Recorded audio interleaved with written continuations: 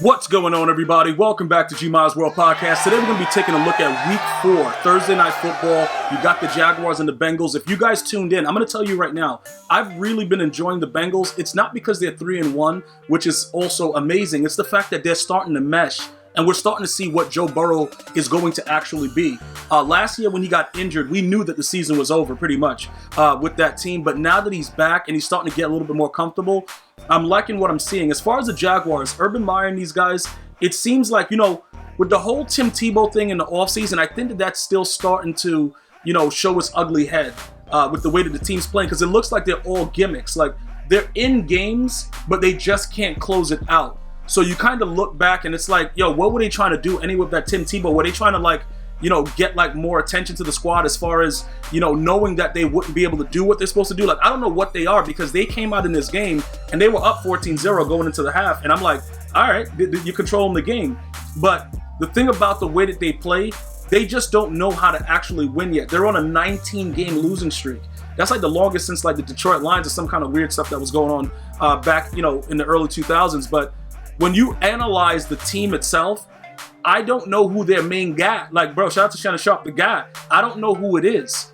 You see, Trevor Lawrence was actually really, really good in a lot of different aspects, but 0 touchdowns, 0 interceptions. It's like, at some point, you're going to have to make a play. You're going to have to put some points on the board, to make the game count. Like, bruh, you got to do something at the quarterback position. It's the most predominant position in the league, and he has all the essentials.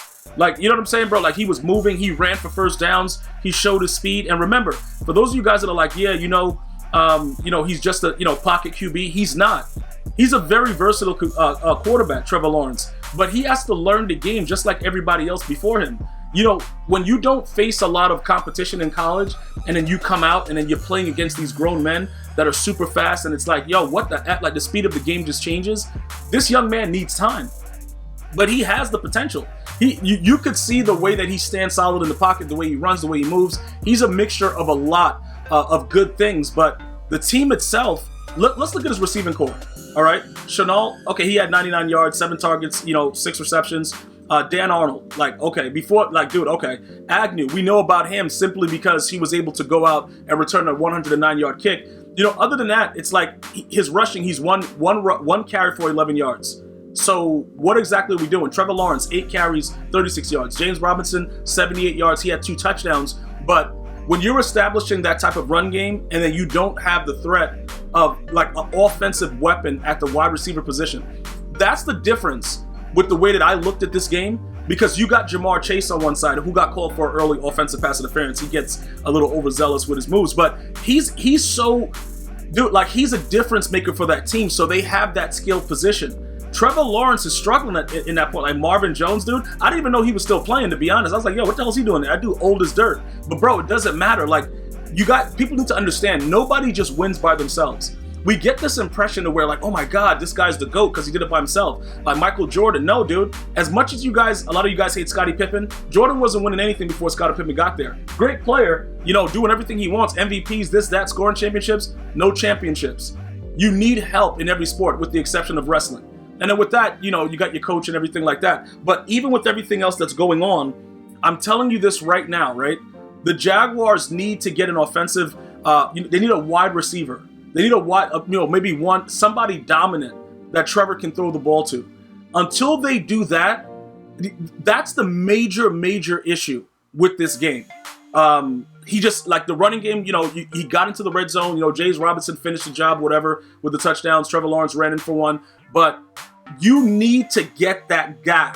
Again, Shannon Sharp, I got to do guy just like that. But I'm going to tell you again, this team over the next couple of years is going to be pretty good. If Urban Meyer can stick it out and not run back to college, I think it's going to be pretty good what they can build there. But that's pretty much what the Jaguars are missing, in my opinion. They have no dominant wide receiver. It just makes it so much easier. Just look across the board of the teams. Now we jump over to the Bengals, and a lot of people weren't taking these guys seriously, and then now they're looking at it like, what's going on? Bro, Uzoma, however you say it, Uzoma? I think it's Uzoma, right? However, look, bro, however you say the guy's name, that guy is listen, he's unbelievable because he's a big, fast guy. Then you got Jamar Chase, right? So look, let me explain to you what I'm talking about. Jamar Chase is a guy that can take the top off the defense, so it opens it up for like CJ Uzomah and Tyler Boyd. 9 receptions on 11 targets, 118 yards. These guys are not getting that unless they have to play the different soft coverages to watch Jamar Chase, because as a rookie, he's been taking off game to game. So they bracketed him. They did different coverages to take away that deep ball. He had one pass that he threw in the second half where Jamar Chase almost got killed. He got drilled from both sides because they were paying so much attention to him. And that's what you need on the field in order to create other players to be good. You know what player comes to mind? Juju Smith-Booster or whatever his name is, Schuster, dude, whatever. That guy, since Antonio Brown left the Steelers, has been terrible because Antonio Brown drew so much attention. This is what happens. You look at teams that have like Julio Jones, and you know when he was with the Atlanta Falcons, and the other side when he was in his prime, it makes everybody else better. Unfortunately for the Jaguars, they don't have that guy. So you got to rely solely on a rookie quarterback in Trevor Lawrence that just has to make plays. But Joe Burrow's final drive, it shows you when you have weapons what you can do. 5 for 5 on the last drive, goes down, kicks the game-winning field goal, and they win the game. This is what championship teams do. Now, I'm not saying that the Bengals are a championship team. I'm saying that that's the way that championship teams win. That's a Bradyesqe drive. You know what I'm saying? Because that's what you do when your team relies on you, but you need somebody on the team. Like Uzomah, stepped it up. And he was able to, a quick screen, a drag route. He's able to do certain things. But if you look on the field, look at the attention that Jamar Chase gets. Look at the attention that Tyler Boyd is getting. There's other players that make it easier for other players to step up and get better. That's what I'm excited to watch with the Bengals, because defensively, they're not bad either. They play pretty good defense, so they can stay in the game with anyone in that division. So again, and the Steelers are not really playing like they're supposed to. There's a lot of crazy stuff going on this year in the NFL, and that's why we watch, because we can't guarantee anything. We have no idea what's going to happen week to week because dudes just come out and some weeks they just won't play. But with this game right here, I picked the Bengals to win the game simply because I thought that Jamar Chase was going to stay on this tear.